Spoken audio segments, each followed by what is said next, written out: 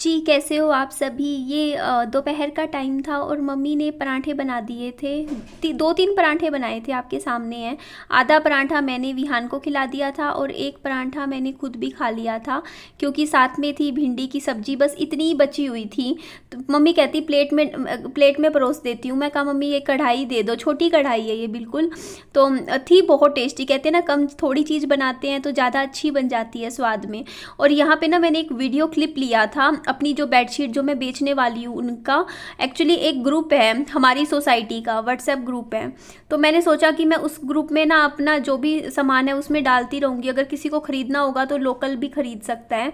तो इधर मैं बेडशीट का ना प्राइस बता रही थी, और यहाँ पे बेडशीट के साथ 2 पिल्लो कवर है ये भी बता रही थी इस तरीके से। और ये देखो, ये बेडशीट है, इसके 2 कवर भी हैं, साथ में किंग साइज़ की बेडशीट है। अभी ये मेरे पास 5 पीस तो रखे हुए हैं, 5 पीस अभी और आएंगे। हाँ, 5 आएंगे ना मेरे ख्याल से, 4 या 5 पीस अभी और आएंगे इसी वाली बेडशीट के। तो करीबन करीबन 9-10 बेडशीट हो जाएंगी। उसके बाद देखती हूँ मैं कैसे सेल करूँगी ऑनलाइन भी।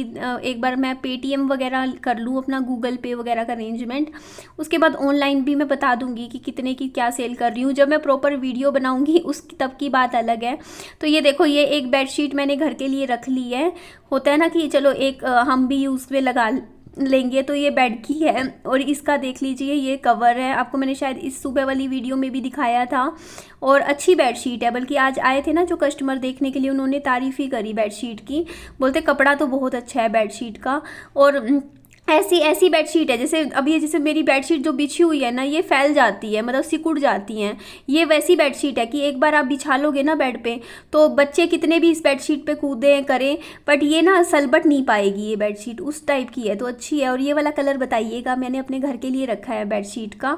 मैंने नहीं चूज़ किया था एक्चुअली, बताया ना मैंने कि एक वॉश करके बेडशीट आई थी, तो मैंने घर के लिए रख ली है।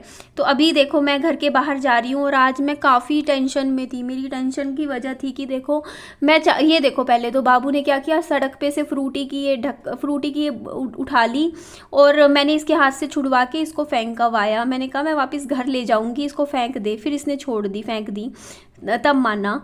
तो वरना छोड़ ही नहीं रहा था। और मैं यहाँ डस्टबिन उठा के लेके जाने वाली थी, लेकिन पता है क्या, मम्मी को मैं बोलती हूँ, मम्मी मेरे डस्टबिन में ना पानी भर के रख देती है, पूरी डस्टबिन में पानी भर देगी, जैसे बाल्टी में पानी भरते हैं ना वैसे डस्टबिन में। और ये देखो मेरा पूरा डस्टबिन टूट गया। मम्मी ने क्या किया, इसमें पानी भर दिया और फिर उस पानी के साथ भरे हुए डस्टबिन को उठा लिया। तो बोझ नहीं सहन कर पाया। डस्टबिन तो बहुत हल्की प्लास्टिक होती है इनकी, सस्ती वाली। तो आज 100 रुपये का हो गया नुकसान, है ना। तो पिछली बार वाला डस्टबिन भी मेरा ऐसे ही ख़राब हुआ था। नया लाई थी, ये वाला भी मैं अभी लाई थी, आई थिंक 2-3 महीने पहले। ज़्यादा अभी इतना यूज़ भी नहीं किया था। पिछली बार भी यही हुआ था। मम्मी को मैं हमेशा मना करती हूँ कि मम्मी डस्टबिन में पानी मत भर के रखा करो। मम्मी बोलती साफ़ हो जाता है इससे डस्टबिन। मैंने कहा बाल्टी में रख लो, अलग बात होती है। ये डस्टबिन पूरा टूट गया, अब नया लाना पड़ेगा। मम्मी बोलते ये वाला डस्टबिन तू मुझे मेरे वाले घर के लिए दे दियो, तू और ख़रीद लियो। मैं कहा ठीक है, लेकर आऊँगी, देखो जब भी मेरा चक्कर चल लगेगा ले आऊँगी। और अभी भी हाँ, थोड़ा सा उसका मूड ख़राब हो रहा था, और मेरा एक्चुअली था, मैं अभी काम से जा रही थी। एक्चुअली मैं जिस सोसाइटी में रहती हूँ ना वहाँ पे ना वैकेंसी तो होती हैं, कंस्ट्रक्शन का काम ज़्यादा चलता है, और भी कुछ कुछ वैकेंसीज़ तो होती हैं। तो मैंने सोचा चलो मैं पूछ आऊँगी। यहाँ मैं ऑफिस में आई थी वो बात करने के लिए कि अगर कोई वैकेंसी यहाँ पे ही मेरे को मिल जाए नौकरी, क्योंकि ये नज़दीक पड़ेगा, है ना, दूर नहीं पड़ेगा। तो यहाँ पे मेरी सर से बात भी हुई, तो सर ने मुझे बताया कि देखो सिविल इंजीनियरिंग से अगर मैंने डिग्री की होती ना सिविल से, तो मेरे को यहाँ पर नौकरी मिल जाती, क्योंकि यहाँ पे है रियल स्टेट का मतलब जो काम होता है, जिसमें सेल होता है, जिसमें फील्ड पे जाना पड़ता है, जो कि जेंट्स की नौकरी होती है, लेडीज़ की नहीं है। तब भी बोला कि चलो अगर फिर भी कोई वैकेंसी निकली, लगा कि उसमें आप काम कर सकते होंगे तो हम आपको बता देंगे। अदरवाइज़ मेनली यहाँ सिविल का ज़्यादा वर्क है या सेल का है। तो यहाँ पे तो देखो मेरा काम नहीं बना, वरना सोचा था अगर मेरी सैलरी, मेरे को एक अच्छी नौकरी यहीं मिल जाती ना नज़दीक में, तो मैं बच्चा भी अपना संभाल सकती थी। कि विहान को स्कूल से लाने के बाद जैसे लंच में मिलने भी आ जाती, विहान को देख भी लेती, संभाल कर लेती, और टाइमिंग भी ठीक होता रहता मेरा। बट क्या करें, और यहाँ इतनी घास है ना, ज़्यादा पता नहीं, कुछ दिनों से लग रहा है इस पार्क की सफाई नहीं हुई, घास बहुत बड़ी बड़ी सी हो रखी है। मैंने कहा इसमें कुछ जानवर मतलब सांप सूप हो सकता है, तो विहान को मैं इधर ठीक है, बाकी जगह घास, हाँ इधर छोटी है घास। तो इधर मैं घुमाने लग रही थी। तो मैं एक्चुअली ऑफिस में आई ही इसीलिए थी, क्योंकि एक्चुअली पता है क्या, देखो एक यूट्यूब पे चलो ठीक है इनकम का सोर्स है, लेकिन यूट्यूब पे फिक्स्ड इनकम नहीं होती है। एक महीने कम होती है, एक महीने ज़्यादा हो जाती है ना। ऐसा नहीं होता कि आपके इतने पैसे आएंगे ही आएंगे। तो थोड़ा सा ना मेरे ऊपर भी, आपको पता ही है, अभी तो 3 लाख रुपए का मेरे ऊपर लोन है ना। वो मुझे ख़त्म करना है। चलो टाइम है लोन चुकाने के लिए, लेकिन फिर भी लोन का नाम लोन ही होता है, दिमाग में रहता ही है। मैंने खुद देख लिया लोन लेके। बस मैं इतना बोलूँगी कि चलो प्रेशर लेके मैंने कर तो लिया, लेकिन आज के बाद ना मैं कभी लोन नहीं लूँगी। अगर मेरे पास बस मैं पैसे अपने बैंक में रखूँगी जो भी इकट्ठे हुए। हाँ, अगर लेना भी हुआ तो छोटा मोटा ले लिया, 1 लाख 2 लाख रुपए का लोन। 6 लाख रुपए का लोन मैं दोबारा कभी नहीं लूँगी। बहुत दिमाग पे प्रेशर पड़ता है यार, इतने छोटी सी मतलब कहते नहीं कि छोटी सी उम्र में इतने बड़े बड़े भारी भारी लोन लेके बैठ गई हूँ। वो भी तब जब पति की कोई सैलरी ना हो। मतलब होता है ना कि एक हस्बैंड की सैलरी आ रही हो, 2 लोग कमाने वाले हो, एक सिंगल बंदा कमाने वाला हो। तो इसी चीज़ की मुझे बहुत स्ट्रेस हो रहा था। आज मैं सोच रही थी निधि तू कैसे करेगी, तेरे को लोन भी चुकाना है, तो तेरा बच्चा भी सिर्फ 3 साल का हुआ है, अभी तो स्कूल जाना शुरू हुआ है कल को उसके। अभी तो 15 अगले 15 क्या 20 साल पढ़ाई का खर्चा है ना। हर महीने एडमिशन, स्कूल की फ़ीस वगैरह सब कुछ है। क्या नहीं है बच्चे का खर्चा होता।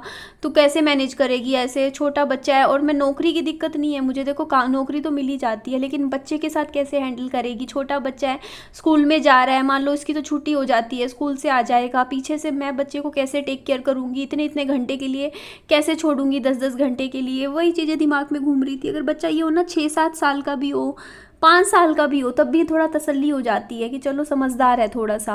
बहुत छोटे बच्चे के साथ ना लेडीज़ को नौकरी करने में तो थोड़ी सी दिक्कत आती है। और जब घर पे भी इतना सपोर्ट सिस्टम ना हो, मतलब एक चलो वो तो है मेरे को सपोर्ट, मेरी मम्मी बहुत मेरी हेल्प करती हैं, लेकिन पूरा 8-8 9-9 घंटे मेरी मम्मी बच्चे को लेके नहीं बैठ सकती। वो खुद मना करती है क्योंकि बच्चा नहीं संभलता। छोटे बच्चे को वैसे आप टेक केयर कर लेते हैं, जैसे खाना बना दिया, खाना खिला दिया, वो अलग होती है टेक केयर, लेकिन 8-8 9-9 घंटे बच्चे को अपने पास लेकर रखना है ना, उसे उसकी वैसे संभाल करनी बहुत मुश्किल हो जाता है ना।